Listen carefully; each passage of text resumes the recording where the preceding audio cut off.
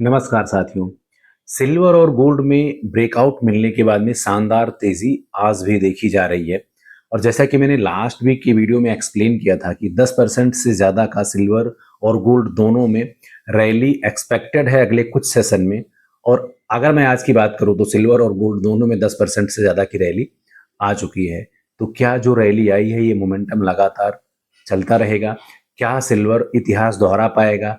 और गोल्ड जो सिल्वर और गोल्ड ने जनवरी में अपना हाई बनाया था, क्या उसको ब्रेक कर पाएंगे, सारे रिकॉर्ड तोड़ेंगे या यहाँ से रिवर्सल की भी पॉसिबिलिटी है? इसके बारे में डिटेल में बात करेंगे साथियों। पिछले कुछ सेशन में जो ये शानदार तेजी आई है उसके पीछे का एक बहुत बड़ा कारण है जो माइनिंग स्टॉक में मजबूती और शानदार तरीके का वहां पे बाइंग आया है। पिछले 2 से 3 सेशन में माइनिंग स्टॉक में 10% से ज्यादा की खरीदारी हुई है। लेकिन वहां चिंता की बात यह है कि mining stock 150 moving average day, 50 moving average day और 20 मूविंग एवरेज डे के नीचे है। तो वहां एक ये बहुत बड़ी कमजोरी देखी जा रही है। लेकिन जिस तरह से बाइंग है, हो सकता है इन सबको भी तोड़ करके आगे निकल जाए माइनिंग स्टॉक और सिल्वर और गोल्ड के प्राइजेस को आगे भी वो सपोर्ट करने में मदद करता रहे। एक तो बड़ा कारण ये है। दूसरा, जिस तरह से फेडरल बैंक के पॉलिसीज में यहाँ नरमी देखी जा रही रेट ऑफ इंटरेस्ट को लेकर के, जो बढ़ाने का पूरा दबाव था सितंबर में, कहीं ना कहीं प्रिडिक्शन वहां पे बहुत ही कम होता हुआ दिखाई दे रहा है। और जैसे जैसे दिन बीतते जा रहे हैं तो आने वाले टाइम में नवंबर का मिड टर्म का इलेक्शन को देखते हुए, या जिस तरह से अमेरिका का बढ़ा हुआ कर्ज है, या जिस तरह से वहां पे एम्प्लॉयमेंट लगातार गिरता जा रहा है, उनकी इकोनॉमी तो कहीं ना कहीं स्लो डाउन में है। लेकिन जिस तरह से वहां का स्टॉक मार्केट परफॉर्म कर रहा है, अब स्टॉक मार्केट परफॉर्म कर रहा है लेकिन उसको उसके जो सपोर्टिंग कारक हैं, जैसे अगर स्टॉक मार्केट तेज चल रहा है तो कॉर्पोरेट में जॉब भी जाने चाहिए, लेकिन जॉब वहां पे आ नहीं रहा है। तो कहीं ना कहीं आर्टिफिशियल तरीके से वहां पे मनी पंप हुआ है और स्टॉक मार्केट को वहां पे तेजी से बढ़ाया जा रहा है। क्योंकि अगर मैं अमेरिका की बात करूं तो 65 से 70% लोग स्टॉक मार्केट से, ट्रेडिंग से जुड़े हुए हैं। और इंडिया में ये संख्या 15 से बहुत ज्यादा, 15 से 20% के आसपास होगा। तो मार्केट अगर वहां से तेजी, वहां मोमेंटम बना रहता है तो वहां पे गवर्नमेंट की तारीफ होती है, पॉलिसीज की तारीफ होती है। और ये ट्रंप चाहेंगे कि ये लगातार चलता रहे। लेकिन कहीं ना कहीं एक टाइम पे ऐसा होगा कि एक्सपोज होगा। और वहां से अगर S&P, नेस्डैक और डाउ जोन्स में, इन बड़े इंडेक्स में अगर गिरावट आएगा, बिकवाली आएगा, तो उसका भी सपोर्ट कहीं ना कहीं गोल्ड और सिल्वर को मिलने वाला है। तो आने वाले टाइम में ये मोमेंटम की पॉसिबिलिटी है।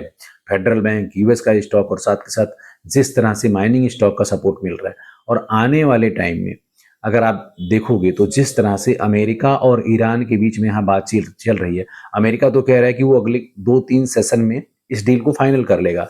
लेकिन ईरान कह रहा है कि उसका बात ओमान के साथ चल रहा है और वो ओमान के साथ मिलकर के किसी थर्ड रास्ते की तलाश में है कि वहां से शिपमेंट को पास कराया जाए। लेकिन ईरान अपना पूरा कंट्रोल रखना चाहता है जो भी शिपमेंट पास होगा स्ट्रेट ऑफ हॉर्मुज से, जो कि अमेरिका की तरफ से इस पर एक्सेप्टेंस मिलना थोड़ा मुश्किल है। लेकिन इस पर अभी बात बनती हुई दिखाई दे रही है। तो कहीं ना कहीं उसका फायदा पूरी दुनिया को मिल रहा है, पूरी दुनिया के स्टॉक मार्केट को मिल रहा है।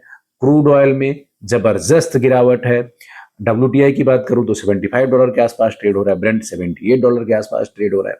तो उसके गिरावट का पूरा फायदा सिल्वर और गोल्ड को यहाँ पे मिलता हुआ दिखाई दे रहा है साथियों। तो आने वाले टाइम में अगर अमेरिका और जापान की जिस तरह से बातचीत चल रही है, और अगर अमेरिका यहाँ सपोर्ट करता है जापानीज करेंसी येन को मजबूत करने के लिए, तो डॉलर इंडेक्स में और भी गिरावट आ सकता है।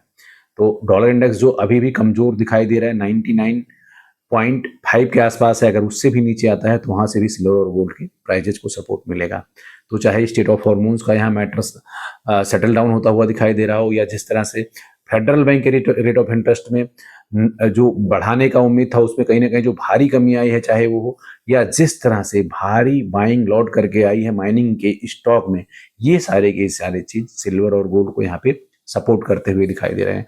लेकिन गोल्ड की अगर मैं स्पेशली बात करूं तो जो उसने अपने कई सारे रेजिस्टेंस को तोड़ करके अभी $4330 के ऊपर ट्रेड हो रहा है। अगला जो रेजिस्टेंस है वो $4490 है।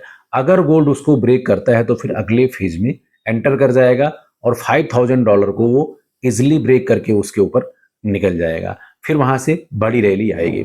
लेकिन अगर गोल्ड उसको नहीं तोड़ पाता है और कहीं ना कहीं जो 4000 पे हैवी बाइंग आई है और प्रॉफिट बुकिंग होता है तो वहां से रिवर्सल भी ले सकता है, क्योंकि $4490 $200 मूविंग एवरेज भी है उसका। तो अगर उसको ब्रेक करता है तो बड़ी रैली की यहाँ पे पूरी पूरी पॉसिबिलिटी बन जाएगी। अगर मैं सिल्वर की बात करूं साथियों तो 61.02 जो उसका मेजर रेजिस्टेंस था उसको ब्रेक करके अभी सिल्वर $62 के ऊपर ट्रेड हो रहा है। अगर यहां से सिल्वर $64 को ब्रेक करता है फिर उसके बाद में सिल्वर फिर $71 तक जा सकता है। फिर वो आने वाले जो छोटे छोटे उसके रेजिस्टेंस है उन सबको ब्रेक करता हुआ चला जाएगा। तो अभी फिलहाल सिल्वर में अगर बात करें तो नेक्स्ट रेजिस्टेंस है उसको ब्रेक करना बहुत ही इंपॉर्टेंट आ जाता है। बाइंग जबरदस्त आई है सिल्वर में भी, और जितने सारे फैक्टर्स गोल्ड को सपोर्ट कर रहे हैं वो सारे के सारे कारक सिल्वर को भी सपोर्ट करेंगे, क्योंकि सिल्वर इंडस्ट्रियल कमोडिटीज है और अगर स्टेट ऑफ हॉर्मोन्स पे एग्रीमेंट हो जाता है तो सिल्वर में कहीं ना कहीं गोल्ड से ज्यादा तेजी देखने को यहाँ पे मिल सकती है साथियों। तो सिल्वर और गोल्ड में यहाँ से मोमेंटम की पॉसिबिलिटी है। रिवर्सल की बात करें तो जो मैंने बताया, अगर यहाँ पे स्टेट ऑफ हॉर्मोन्स पे बात नहीं बनेगा या आने वाले टाइम में कुछ ऐसा संकेत मिल जाता है कि फिर से रेट ऑफ इंटरेस्ट बढ़ाने की पॉसिबिलिटी हो जाती है फेडरल बैंक द्वारा, तो वो भी कहीं ना कहीं प्राइजेस में दबाव लेकर के आएगा। लेकिन अभी बुलिश ट्रेंड बना हुआ है, बुलिश मोमेंटम है, जब तक बड़े प्लेयर्स की कोई हैवी बिकवाली नहीं आ जाती। क्योंकि अगर आप देखोगे तो जो बुलियंस बैंक है या फिर बड़े ट्रेडर्स बड़े प्लेयर्स हैं उनके जो बड़े कॉन्ट्रैक्ट हैं वो अगस्त और सितंबर में एक्सपायरी हैं, तो कहीं ना कहीं उसका भी प्रेशर देखने को मिल रहा है और उसके कारण भी प्राइजेस को सपोर्ट मिल रहा है यहाँ पे। दूसरी तरफ जिस तरह से फिजिकल में बाइंग लौट करके आई है स्पेशली एशिया के मार्केट में, चाहे चाइना हो या फिर जिस तरह से कोरिया से न्यूज डेवलप होकर के आया या अदर कंट्रीज जो गोल्ड को बड़ी मात्रा में बाय कर रहे हैं, उसका भी प्राइजेस को यहाँ पे सपोर्ट मिलता हुआ दिखाई दे रहा है। तो फिलहाल यहाँ पे बुलिश ट्रेंड है। सिल्वर में सपोर्ट की बात करें तो यहाँ पे फिलहाल अभी 57 बहुत मेजर सपोर्ट लेवल है, 55 यहाँ पे एक जो बड़ा सपोर्ट लेवल सिल्वर का है वो भी है। तो सिल्वर और गोल्ड में यहाँ बुलिश मोमेंटम है। अगर मैं यहाँ पे इंडिया के इक्विटी मार्केट की बात करूं तो इंडिया का इक्विटी मार्केट अभी भी वेट एंड वॉच की सिचुएशन में है, क्योंकि वहां पूरी क्लियरिटी नहीं है कि अमेरिका और ईरान के बीच में एग्रीमेंट हो जाएगा।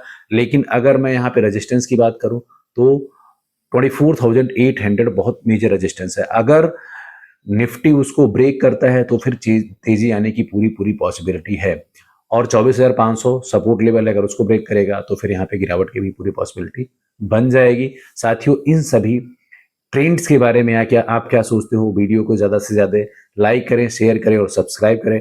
अभी के सेशन में इतना ही, मिलते हैं नेक्स्ट सेशन में। Thank you.